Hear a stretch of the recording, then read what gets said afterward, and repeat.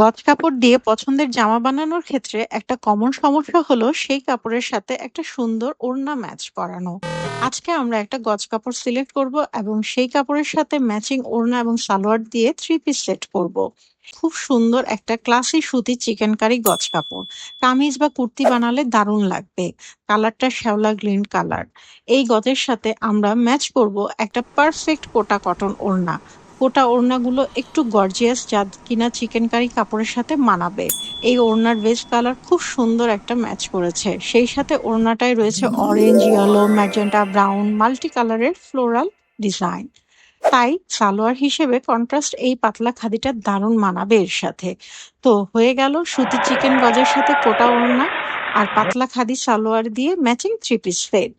এমন নতুন নতুন ম্যাচিং থ্রি পিস সেট দেখতে সাবস্ক্রাইব করুন আমাদের ইউটিউব চ্যানেল এবং লাইক দিন আমাদের ফেসবুক পেজে।